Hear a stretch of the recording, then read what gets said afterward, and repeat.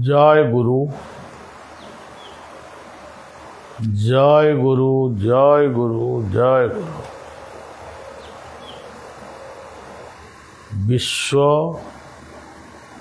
भारतर प्रतिटी राज्य विश्वर प्रतिटी देश एवं समस्त जीव जगतर शांति पाई ये सेवक भलिया प्रार्थना करुछि एवं शेष जीवन पर्यंत करी। आज गोटे पवित्र दिन प्रभु काली आमर जगन्नाथ दर्शन रे काली स्नान बेदी रे स्नान यात्रा शेष करी अणवासर गृह को गले लक्ष लक्ष भक्त से भाई आम ओडिशार जोठी जो स्थान रे जगन्नाथंकर किंबा बलदेवंकर पूजा स्थान रही सबुठी काली लोकारण्य गोटे आनंद उत्सव।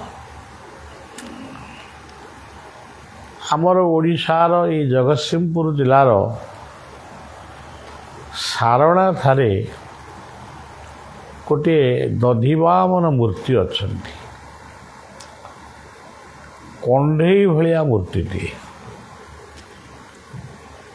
शुणा को मिले से नवद्वीप धामरू से मूर्ति आसी केते 100 वर्ष तले आसी किए आनी ताकू कहीं कही पारना से एरिया रे लोक जिते भल पाती सी मनीष भली जीवंत ठाकुर प्रकृत में जीवंत भली कथबार्ता से करते। आमर भी सेठी गोटे छोटिया संघ अच्छी केतोटी पिला आश्रम को आसती से भाव आमर आम आश्रम तरफ जड़े बाबाजी प्रसाद बाबा तांको नर्मदा कूल शून्य हस्त पठई जाओ नर्मदा कूल साधना कर साधना करू करू माँ नर्मदांकर कृपा लाभ कले जहा हो तांकु से जिलार से अंचलर साधु सन्थ साधारण मनीष पर्यंत भल पाउछंती ये हूँ सबुठारु बड़ कथा। ये मध्य आध्यात्मिक कार्य सहित सामाजिक कार्य अंधविश्वास विरुद्ध रे संग्राम ये सब तांकर जारी रखिछंती से लोके बहुत भल पाती। नर्मदा कूल गोटे जगन्नाथ मंदिर गढ़ी उठी से प्रसाद बाबाजी नेतृत्व रे भक्त मानकर अवदान रे डुंगरवाड़ा ग्रामर अधिवासी मानकर उत्साह उद्दीपना रे गढ़ी उठी सेठी जे राजा होती से देखा ठीक राजा भाई जे छेरा पहरा करती आम ठाकुर राजा एठी रथरे जमती छेरा पहरा करती ସିଏ ମଧ୍ୟ ସେଠି କରୁଛନ୍ତି। ଏଇ ବର୍ଷ ଆରମ୍ଭ ହେଲା। ସେ ଦୃଶ୍ୟ କାଲି ଦେଖିକିରି ମୋ ପେଟ ପୁରି ଉଠିଲା। ପ୍ରକୃତରେ ଗୋଟେ ନର୍ମଦା କୂଳରେ ଜଗନ୍ନାଥ ବସିଲେ ଏଇ ଯେତିକି ଆନନ୍ଦ, ଗୋଟେ ଲୋକେ ମାନେ ଯେଉଁମାନେ ପୁରୀ ଆସିପାରୁନାହାନ୍ତି, ପଇସା ପତ୍ରର ଅଭାବ ଅସୁବିଧା ରହିଛି, ସେମାନେ ସେଠି ମଧ୍ୟ ସେଇ ଆନନ୍ଦ ଲାଭ କରିବେ। ଏଇଗୁଡ଼ାକ ସବୁଠାରୁ ବଡ଼ କଥା, ସବୁଠାରୁ ବଡ଼ କଥା। ଇଏ ନର୍ମଦାପୁର ଜିଲ୍ଲାର ଡୁଙ୍ଗୁରୁଆରା ଗ୍ରାମରେ ଜଗନ୍ନାଥଙ୍କ ଲୀଳା ମଧ୍ୟପ୍ରଦେଶର ଭୋପାଳ ରାଜଧାନୀ ଠାରୁ 100 କିଲୋମିଟର ଦୂରରେ ଏଇ ଲୀଳାଟି ସେଠି ଆରମ୍ଭ ହୋଇଛି। ତାପରେ ଆମର ଗୋଟେ ରାଜସ୍ଥାନରେ ମଧ୍ୟ ଜଣେ ବାବାଜୀ ଆମର ଆଶ୍ରମ ତରଫରୁ ସେଠି ଅଛନ୍ତି ଏବଂ ସେ ମଧ୍ୟ ସେଠି ଜଗନ୍ନାଥଙ୍କୁ ପ୍ରତିଷ୍ଠା କରି ବାସ୍ ଗୋଟେ ସୁନ୍ଦର ଆନନ୍ଦ ସେଠି ସୃଷ୍ଟି କରିଛନ୍ତି, ରଥଯାତ୍ରା କରୁଛନ୍ତି। ଏସବୁ କଥା, ଏସବୁ ଆନନ୍ଦ କଥା ଶୁଣି ସାରିଲା ପରେ ମାନେ ଆହୁରି ଆନନ୍ଦ ହେବା କଥା ବା ସେଇ ଆନନ୍ଦ ବିଷୟରେ ଆପଣମାନଙ୍କୁ ଜଣାଇବା କଥା। କିନ୍ତୁ ଆଜି ଆନନ୍ଦର ବାର୍ତ୍ତା ଆଜି ଭାରତ ବର୍ଷରେ ବିପର୍ଯ୍ୟୟ ହେଇଛି। ତାର କାରଣ ହେଉଛି ଆଜି ଆପଣମାନେ ସମସ୍ତେ ଜାଣିଥିବେ, ସାଧୁସନ୍ଥର ଦେଶ ଭାରତ, ଯେଉଁଠି ସବୁବେଳେ ଭଗବାନଙ୍କୁ ବିଭିନ୍ନ ନାମରେ ବିଭିନ୍ନ ରୂପରେ ଚିନ୍ତନ କରାଯାଏ। ଗୁଜୁରାଟର ଅହମ୍ମଦାବାଦ ଠାରୁ ଉଡ଼ାଜାହାଜଟି ଲଣ୍ଡନ ଅଭିମୁଖେ ଯାତ୍ରା ଆରମ୍ଭ କଲା। ଭାରତୀୟମାନେ କେତେ ଥିଲେ, ସମସ୍ତେ ବି ଠାକୁରଙ୍କୁ ଡାକିଥିବେ। ତା ଭିତରେ ଶିଶୁ ଥିବେ, ମାନେ ଛୋଟ ପିଲା ଥିବେ, ପୁଅ ଥିବେ, ଝିଅ ଥିବେ, ବାପା ବୋଉ ଥିବେ, ମାନେ ଏମିତି ଗୋଟେ ଅବସ୍ଥାରେ ସେମାନେ ବାହାରିଥିବେ। ଆମେ ଲଣ୍ଡନରେ ପହଞ୍ଚିବୁ, ସେଠି ଲଣ୍ଡନରେ ମଧ୍ୟ ଆଙ୍କୁ ଲୋକ ଅପେକ୍ଷା କରିଥିବେ କେତେବେଳେ ସେମାନେ ଆସିବେ। କିନ୍ତୁ ଗୋଟେ ଅକାଳ ମୃତ୍ୟୁ ଆସି ପହଞ୍ଚିଗଲା।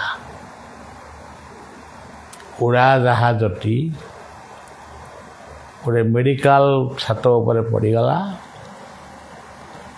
ଯେତେ ଲୋକ ତା ଭିତରେ ଥିଲେ ସମସ୍ତେ ଦୁନିଆରୁ ବିଦାୟ ନେଲେ।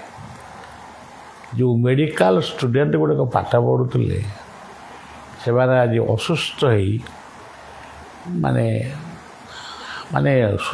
ଚିକିତ୍ସା ହେଉଛନ୍ତି। ଏଥିରେ କ'ଣ ଆମେ ଆନନ୍ଦ ଲାଭ କରିବା? ଆମେ ତ ପଢ଼ୁଛୁ ହେ ଆନନ୍ଦମୟ କୋଟି ଭୁବନ ପାଳକ। ହିନ୍ଦୁସ୍ତାନ ହଉ, ପାକିସ୍ତାନ ହଉ ବା ବାଂଲାଦେଶ ହଉ ବା ଆମର ପୃଥିବୀର ଯେକୌଣସି ଦେଶ, ଇସ୍ରାଏଲ ହଉ, ପାଲେଷ୍ଟାଇନ ହଉ, ଚୀନ ହଉ, ଜାପାନ ହଉ ବା ଆଉ ଯେଉଁମାନଙ୍କ ଯେଉଁ ଦେଶ ନାଁ ବି ଆମେ ଜାଣିନୁ, ସେସବୁ ଦେଶ ହଉ, ଯେଉଁଠି ଏଇଭଳିଆ ବିପଦ ଆସୁଛି ସେଠି ଖୁସିଟା କେମିତି ଆସିବ? ମୁସଲମାନ ମାନେ ବିପର୍ଯ୍ୟସ୍ତ ହେଲେ ହିନ୍ଦୁମାନେ ହସିବେ, ହିନ୍ଦୁମାନେ ବିପର୍ଯ୍ୟସ୍ତ ହେଲେ ମୁସଲମାନ ମାନେ ହସିବେ। ଏଗୁଡ଼ାକ ସବୁ କାହିଁକି ପୃଥିବୀରେ ରହିଛି, ସିଏ ଆଉ ଯିବ କି ନାହିଁ? ହୁଏତ ଆମେ ସବୁ ଏମିତି ଭାବୁ ଭାବୁ ଦୁନିଆରୁ ଚାଲିଯିବୁ, କିନ୍ତୁ ଆଉ ଏ ପୃଥିବୀ ଶାନ୍ତ ହେବ, ପରିବେଶ ଶାନ୍ତ ହେବ। ଆଜି ଆମେ ଗଛ ଜଙ୍ଗଲ କାଟି କୋଠା ମାନେ ମହଲ ବନେଇ କୋଟି କୋଟି ଟଙ୍କା ଘରେ ଲୁଚେଇ ନାଚେଇ ରଖି କିଏ ଧରା ପଡ଼ୁଛି, କିଏ ଜେଲକୁ ଯାଉଛି। କ'ଣ ଆର ମାନେ କ'ଣ ମୁଁ ବି ବୁଝିପାରୁନି। କେଉଁ ଶାସ୍ତ୍ରରେ ଏହା ଲେଖା ହେଇଛି? କେଉଁ ଶାସ୍ତ୍ର ଆର ସମାଧାନ କରିବ? ଆମେ କେବଳ ସେଇ ସର୍ବେ ଭବନ୍ତୁ ସୁଖିନ ଏତିକିଟି ପଢ଼ୁଛୁ, ଆମ ଦ୍ୱାରା କିଛି ହେଇପାରୁନାହିଁ। ବଳିଆ ଆଜି ଜଣାଉଛି ଆପଣମାନଙ୍କୁ ନିଜର ଶାନ୍ତି ପାଇଁ, ସୁସ୍ଥ ଜୀବନ ପାଇଁ, ନିଜ ପରିବାରର ପଡ଼ୋଶୀମାନଙ୍କର ଶାନ୍ତି ଆଉ ସୁସ୍ଥତା ପାଇଁ ନିଜେ ପ୍ରାର୍ଥନା କରନ୍ତୁ। 5 ମିନିଟ୍ ଧ୍ୟାନ କରିକି ଟିକେ ଠାକୁରଙ୍କୁ କୁହନ୍ତୁ, ଆପଣଙ୍କ ଇଷ୍ଟଙ୍କୁ କୁହନ୍ତୁ। ସବୁବେଳେ ଗୋଟେ ଟିକେ କ'ଣ ହେଲେ ଆଶ୍ରମକୁ ଫୋନ୍ କରିଦିଅ, ବାବାଙ୍କ କାନରେ ପକାଇ ଦିଅ। ଏସବୁ ଭେଳିକି କାହିଁକି କରୁଛ? ଆଗ ତୁମେ ଭାବିନିଅ, ମୁଁ ଥିଲି, ଆଜି ଅଛି କି ନା ମୁଁ ଜାଣିନି। ତୁମେ କାହିଁକି ଭାବୁଛ ଯେ ମୁଁ ଯାହା କରିବି, ମୋର ଯାହା ହେବ ସବୁ କଥା ବାବା ବୁଝିବେ, ଗୁରୁ ବୁଝିବେ? କାହିଁକି ବୁଝିବେ? ତମେ କ'ଣ ପ୍ରାର୍ଥନା କରିପାରୁନା? ଆମର ଆଶ୍ରମରେ ଯେତେ ବାବାଜୀ ବୈଷ୍ଣବ ଯେଉଁମାନେ ଅଛନ୍ତି, ତମେ କ'ଣ ପ୍ରାର୍ଥନା ଜାଣିନା? ପରର ମଙ୍ଗଳ ପାଇଁ, ଅନ୍ୟର ସୁଖ ଶାନ୍ତି ପାଇଁ ବା ବିପଦ ଆପଦରେ ତମେ କ'ଣ ପ୍ରାର୍ଥନା କରି ଜାଣିନା?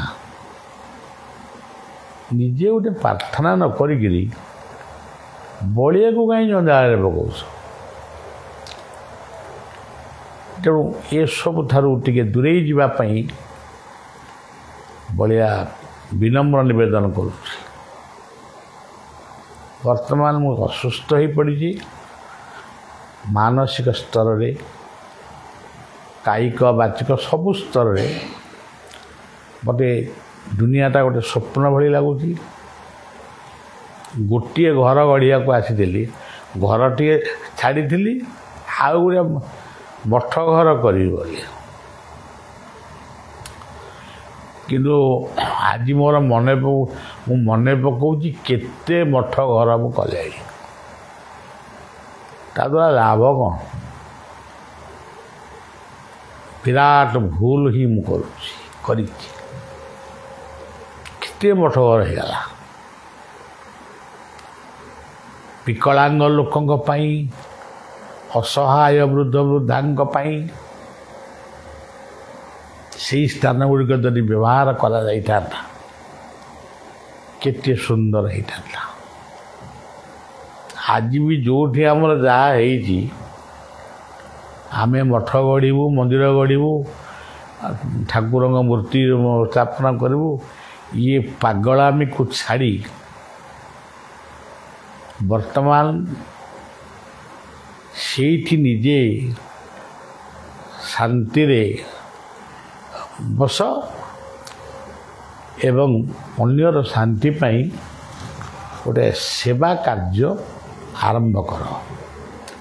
କିଛି ନହେଲେ ବି କିଛି ବୃକ୍ଷ ଲଗାଅ କିମ୍ବା ଗୋପାଳନ ଟିକେ କର। କିନ୍ତୁ ଏଭଳି ପାଗଳାମି ସବୁ ଆଉ କରି ଜାଗା କିଣିବା, କୋଠା କରିବା, ମଠ କରିବା, ଘଣ୍ଟି ବଜେଇବା, କାହିଁକି? ଶାନ୍ତି କ'ଣ ସେଇ ଘଣ୍ଟି ଘଣ୍ଟା ଦେବ?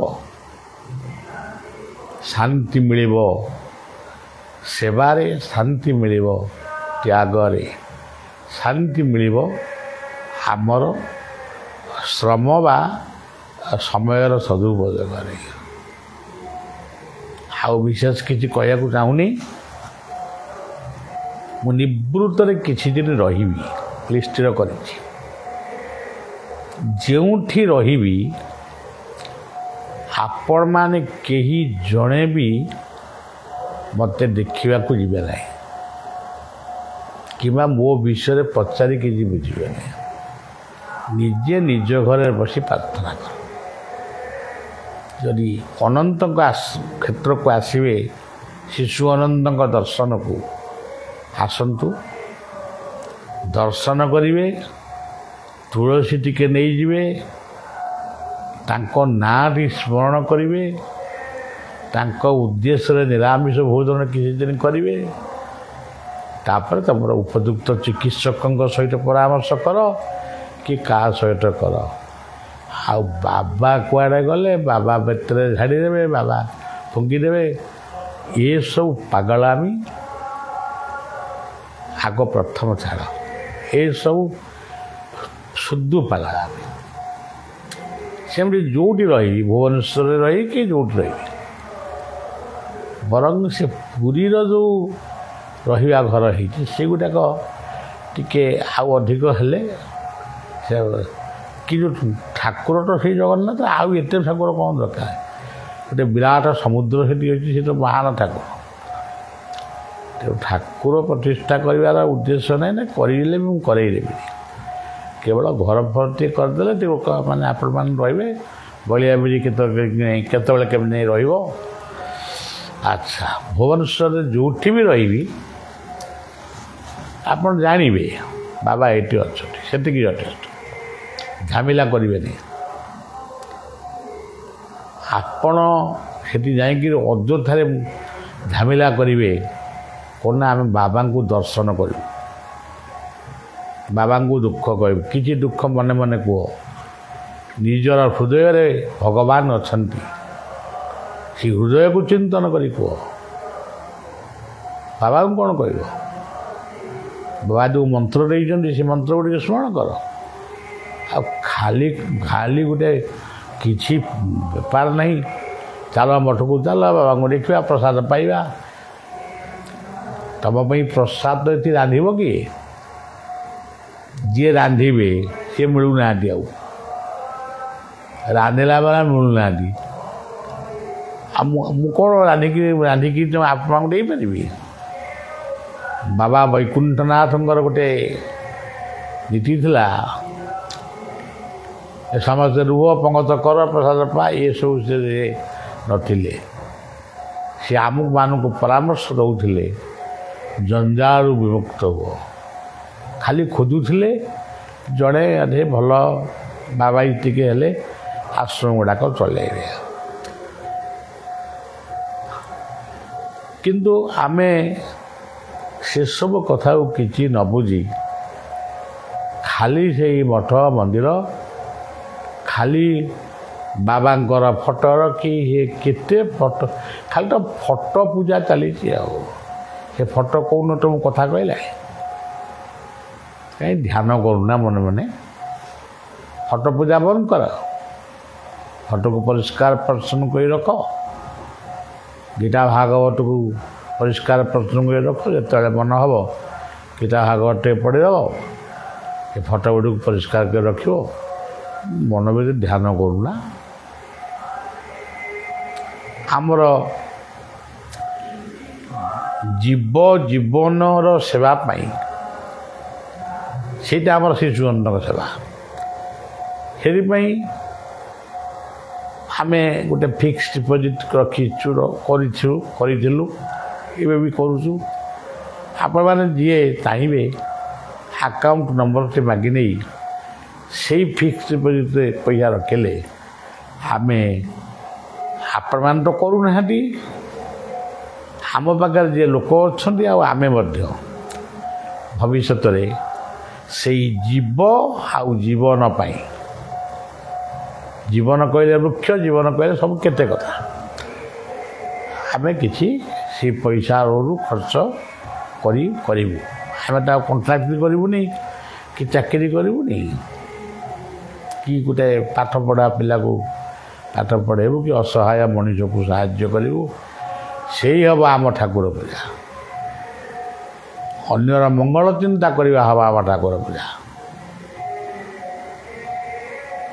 ଆମେ ଆଉ ଏତେ ମୂର୍ତ୍ତି ପ୍ରତିଷ୍ଠା କରି ଗୁଡ଼ାଏ ମୂର୍ତ୍ତି ପ୍ରତିଷ୍ଠା କରି ଏଠି ମନ୍ଦିର ସେଠି ମନ୍ଦିର କିନ୍ତୁ ଶାନ୍ତି କେଉଁଠି ନାହିଁ। ମଦ୍ୟ ମାଦକରେ ବୁଡ଼ିଛି ଆଜି ମଣିଷ, ତାକୁ ବନ୍ଦ କରିପାରୁନି କିନ୍ତୁ ମନ୍ଦିର ଗଢ଼ା ଚାଲିଛି।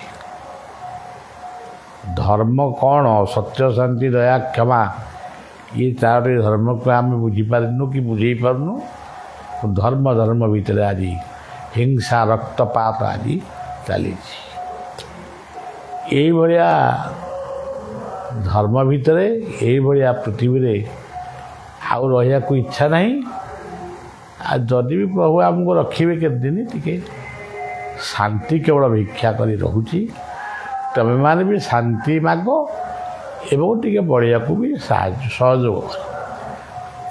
ବାବାଙ୍କର ଇଚ୍ଛା ପୂର୍ଣ୍ଣ ପାଇଁ ବା ଆମ ଗୁରୁଙ୍କର ଇଚ୍ଛା ପୂର୍ଣ୍ଣ ପାଇଁ ଆମେ ଇଷ୍ଟଦେବ ଅନନ୍ତଙ୍କ ଉଦ୍ଦେଶ୍ୟରେ ଆମେ 10ଟି ଟଙ୍କା ଆକାଉଣ୍ଟରେ ବା ଫିକ୍ସଡ୍ ଡିପୋଜିଟ୍ରେ ରଖିବୁ। ସେଥିରେ କିଛି ଯିବ ଆଉ ଜୀବନର ସେବା ହେବ। ଯିଏ ଯେଉଁଠି ରହୁଛ କେବଳ ଗଛ ଲଗାଇବାକୁ ଭାବିନିଅ, ମନ୍ଦିର ଗଢ଼ା। ପୁଣି କାଲିକି ଆପଣମାନଙ୍କୁ ସେ ବିଷୟରେ କ'ଣ ଆଉ ଗୋଟେ ମନେ ପଡ଼ିବ କହିବି। କହିବାକୁ ଇଚ୍ଛା ନାହିଁ, ଧୈର୍ଯ୍ୟ ବି ନାହିଁ। ମୁଁ ଏତିକି ସମୟ କହିବି ବୋଲି ଭାବିପାରୁନି। ତଥାପି ଟିକେ ଭଲ ଲାଗୁଛି ବୋଲି, 2 ଦିନ ହେଲା ଟିକେ ଭଲ ଲାଗୁଛି ବୋଲି ମୁଁ ଟିକେ କଥା କହୁଛି। ସବୁବେଳେ ଶୋଇ ରହିବାକୁ ଇଚ୍ଛା ହେଉଛି, ଖାଇବାକୁ ମୋର ଇଚ୍ଛା ହେଉନାହିଁ, କିଛି ଖାଦ୍ୟ ପ୍ରତି ଆଉ ଆସକ୍ତି ନାହିଁ। ଆଉ ସବୁ କଥା ମନେ ଅଛି, ମନ୍ତ୍ର ମନେ ଅଛି, କିନ୍ତୁ କିଛି କହିବାକୁ ବି ମନ ହେଉନି। ତେଣୁ ଆଜି ଯାହା କହିଲି, କାଲି ଯଦି କହିବି ପୁଣି ଟିକେ ଅଳ୍ପ କରି କହିବି। ମାନେ କରିବେ ବର୍ତ୍ତମାନ ଆମେ କେମିତି ଜଞ୍ଜାଳ ଗୁଡ଼ା ଯାହା ସୃଷ୍ଟି କରିଥିଲୁ ସେଗୁଡ଼ାକ କେମିତି ବର୍ତ୍ତମାନ ସଂକୁଚିତ ହେବ, ସେଥିପାଇଁ ମୁଁ ଦାୟିତ୍ୱ ଦେଇଦେଇଛି। ଆଶ୍ରମରେ ଆଲୋଚନା ଆଜିଠାରୁ ଆରମ୍ଭ ହେଲା। ହୁଏତ 10-15 ଦିନ ମାସେ ଲାଗିବ, କିନ୍ତୁ କେହି ଆମକୁ ଆଉ ଆମର ବାବାଜୀ ଦରକାର, ଆମର ମଠ ଦରକାର, ଠାକୁର ଦରକାର, ଏସବୁ କଥା ମୁଁ ଆଉ ଶୁଣିବାକୁ ନାହିଁ।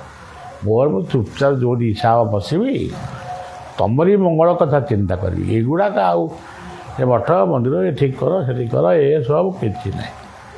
ଯିଏ ଯେଉଁ ମଠ କାହାକୁ ଦାନ କରିଦିଅ, କୌଣସି ଅନୁଷ୍ଠାନକୁ ଦେଇଦିଅ, କେଉଁଠି ବୃଦ୍ଧାଶ୍ରମ କର, କେଉଁଠି ଅନାଥ ଆଶ୍ରମ କର, କାହିଁ ଛୋଟା କୁଦା କେପା ଅନ୍ଧାଙ୍କର ଏ ଆଶ୍ରମ କର, ଏଗୁଡ଼ା କାହିଁ କରୁଛୁ? ଶେଷରେ ଶୁଭେଚ୍ଛା ଦେଇ ରହୁଛି। ପ୍ରଭୁ ସମସ୍ତଙ୍କୁ ଭଲରେ ରଖନ୍ତୁ, ସମସ୍ତଙ୍କର ସଦେଚ୍ଛା ପୂର୍ଣ୍ଣ ହେଉ, ମଙ୍ଗଳମୟ ପ୍ରଭୁ ସମସ୍ତଙ୍କର ମଙ୍ଗଳ କରିବେ ବୋଲି ତାଙ୍କୁ ପ୍ରାର୍ଥନା କରି ସେବକ ଭଳିଆ, ଆପଣମାନଙ୍କର ହିତାକାଂକ୍ଷୀ ଭଳିଆ ରହୁଛି। ଜୟ ଗୁରୁ, ଜୟ ଗୁରୁ, ଜୟ ଗୁରୁ।